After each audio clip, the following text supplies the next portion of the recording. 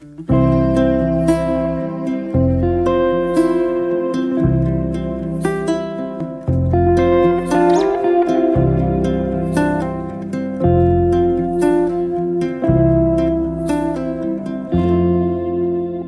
and welcome to Easy English Learning. Today we will learn medical equipment's name. If you want to learn medical machine's name, then watch my previous video. I will pin in the comments below. So without any delay, let's begin. Tablet, capsule, gauge bandage, strips, pulse oximeter, needle, saline bag, saline tube, syringe, cannula, ointment, eye drops, medical protective clothing, oral rinse, crutches, first aid kit, ear swab, skin bandage, tweezer, inhaler, torch, mask,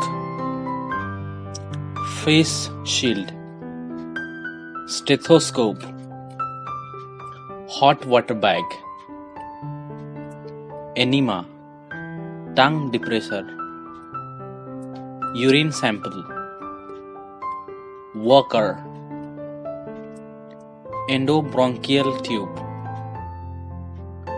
stretcher trolley,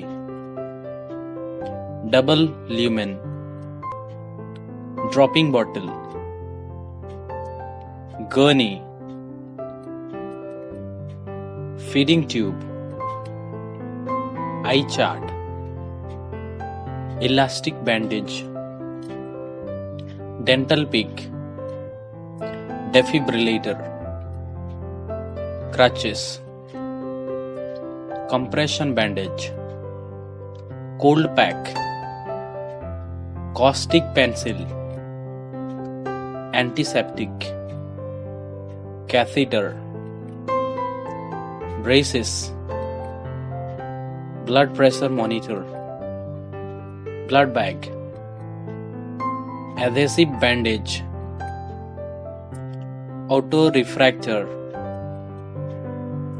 gauge bandage, wheelchair, antipyretic sticker, ambulance, sling, oxygen mask, speculum, surgical scalpel, medical scrubs, medical otoscope, oropharyngeal airways, operating table, operating room, medical record, medical monitor, obstetrical forceps, medical scissor, medical tissue forceps, medical clamps, medical boot, laryngeal tube, microscope, doctor head mirror, keratometer, insulin pens, needle holder, tooth forceps, surgical blades, surgical scalpel blades, Jones owl, surgical cotton, oxygen hood, ambu bag, lead surgical light, autoclave machine, echocardiogram machine, kidney tray, nasogastric tube, bedpan, instrument sterilizer, ophthalmoscope, SpO2 probe, oxygen flow meter with humidifier bottle, blood glucometer, CT scan machine, ultrasonography machine, spirometer, DTV machine. Thank you for watching this video. If you like the video, then press on like and subscribe button, and do not forget to press the bell icon for my new video notification.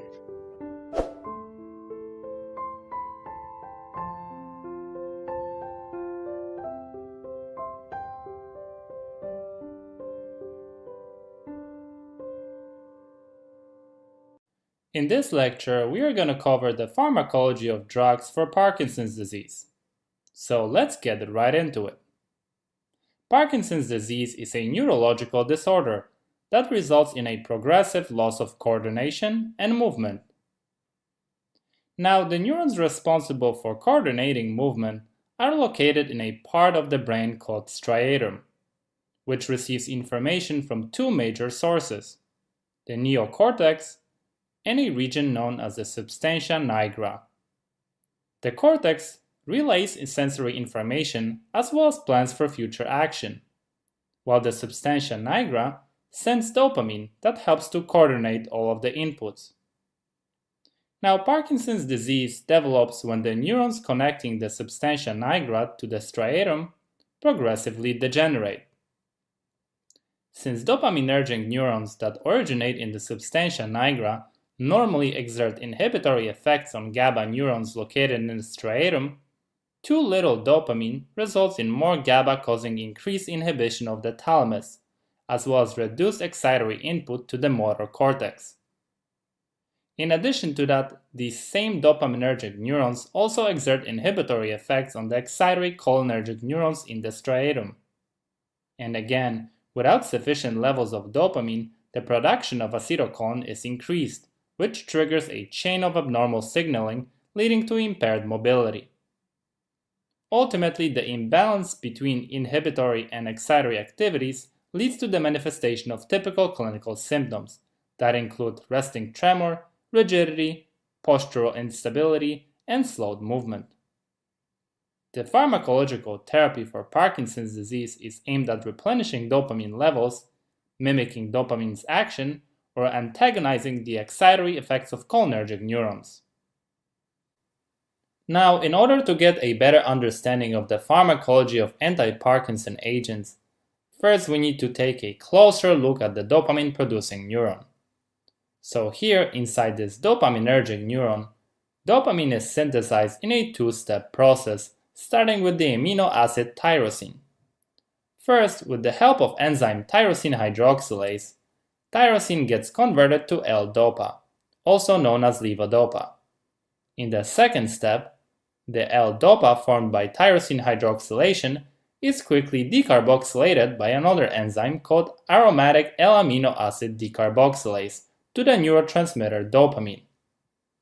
Dopamine is then loaded into synaptic vesicles and released by physiological stimuli into the extracellular space, where it can bind to dopamine receptors that are expressed on the postsynaptic neuron. Finally, excess dopamine in the synapse is reuptaken back into the neuron or into glial cells, where it gets metabolized by monoamine oxidase, abbreviated MAO, and catechol O-methyltransferase, abbreviated COMT.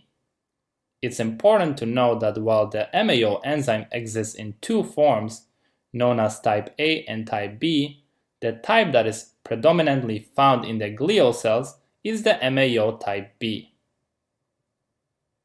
Now let's move on to discussing drugs used in treatment of Parkinson's disease, starting with one of the most commonly used drugs, that is levodopa. But first things first, you may wonder, well, why would you use the precursor of dopamine instead of dopamine itself? And the answer is, it's because of the blood-brain barrier. Blood-brain barrier is a tightly packed layer of endothelial cells that restricts free access of molecules between the blood and the brain. Dopamine happens to be one of those molecules that cannot freely pass through this barrier. However, levodopa can, with a little bit of help.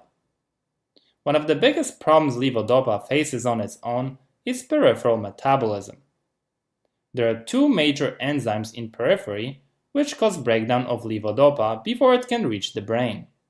That is peripheral dopa decarboxylase, which converts levodopa to dopamine, and catechol O-methyl transferase, which converts levodopa to 3-O-methyl-dopa. Because of this, levodopa must be administered with another agent, called carbidopa, which inhibits dopamine decarboxylase and thus reduces metabolism of levodopa in the periphery. Another agent that is used in combination with levodopa and carbidopa is entacapone, which inhibits peripheral COMT, and thus, just like carbidopa, it prolongs the time that levodopa is available to the brain. Now, levodopa is carried across blood-brain barrier by amino acid transporter. Once inside the brain, levodopa is efficiently converted to dopamine, thus supplementing depleted dopamine levels in the midbrain. However, let's not forget that dopamine is also susceptible to breakdown by COMT as well as MAOB, which convert dopamine to 3-methoxytyramine and 3,4-dihydroxyphenylacetic acid respectively.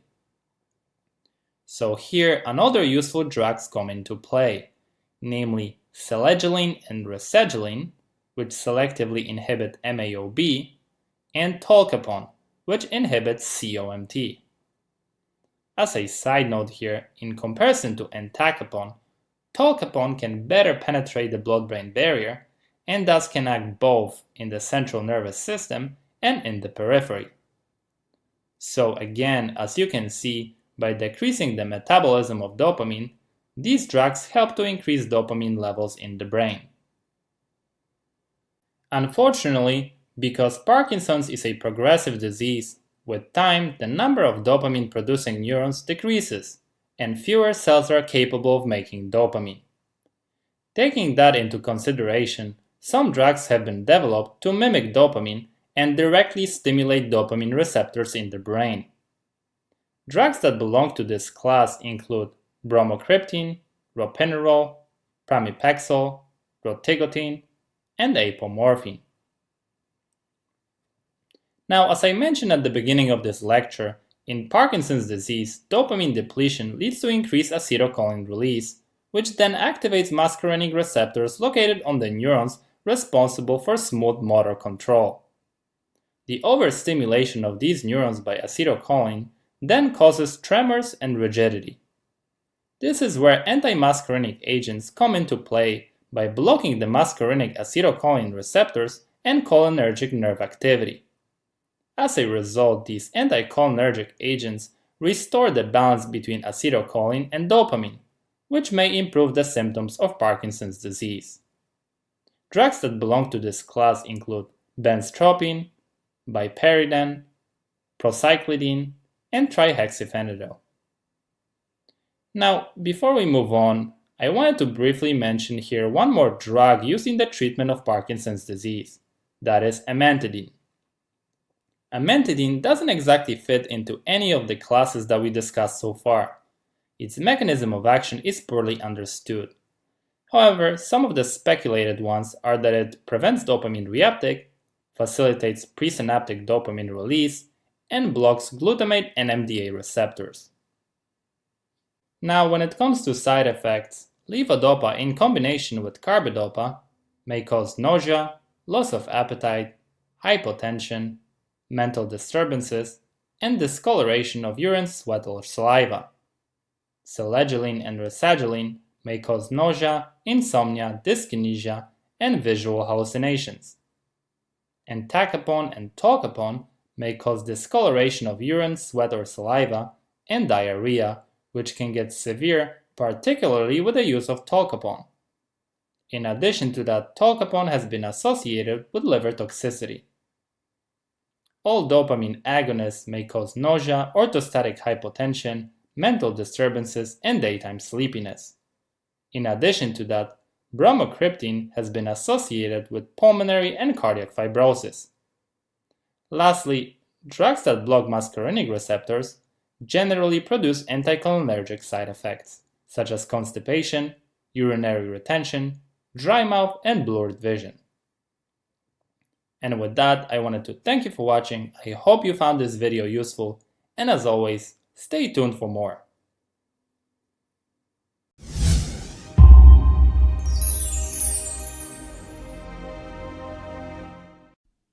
Hello everyone.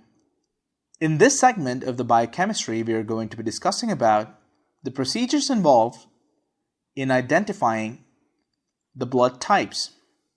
Aim. The aim is to identify the type of the blood that a person has. Blood typing is done so that you can safely donate your blood or receive a blood transfusion. It is also done to see if you have Rh factor on the surface of the red blood cells. Blood is often grouped according to the Landsteiner's ABO blood grouping system, and the four major blood types according to this classification includes type A, type B, type AB, and type O. The A and B are antigens which are commonly detected on the surface of the red blood cells. Materials required: freshly collected sample blood, porcelain spot plate, normal saline, a small test tube, a dropper, and anti-sera of anti-A, anti-B, and anti-D. The procedure of blood typing: first, fill half of the test tube with normal saline.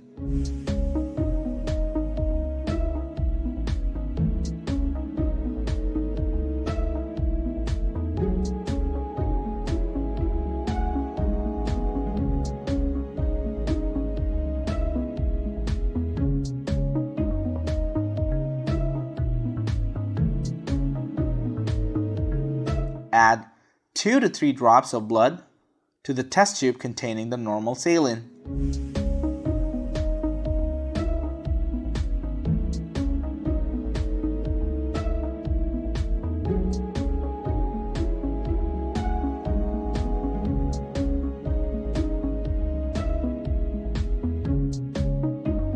Now take clean porcelain spot plate and then mark them A, B, C, and D.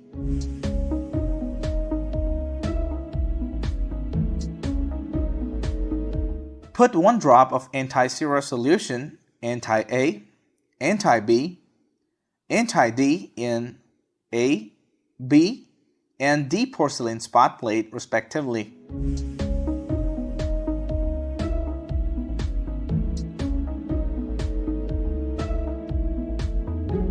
With the help of a dropper, add drops of normal saline mixed with blood in all of the spot plates.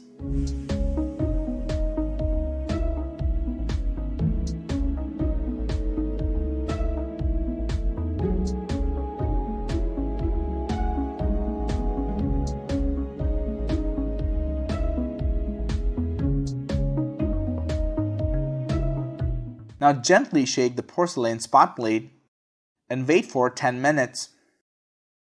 Look for agglutination and compare with the control C. If dust particles like appearance is visible, then it is agglutination. Now inferences after observation. If agglutination is present in spot A, then the blood group has A antigen. If agglutination is present in spot B, then blood group has B antigen. If agglutination is present in spot D, then the blood group is Rh positive. If agglutination is absent in spot D, then the blood group is Rh negative. If agglutination is present in both spot A and spot B, it means that the patient has both A and B antigens on the surface of his RBCs. Now here's an image where you can see agglutination in A, B, and D spots in the porcelain spot plate, which then gives the blood group as A, B, positive. The positive denotes Rh positive.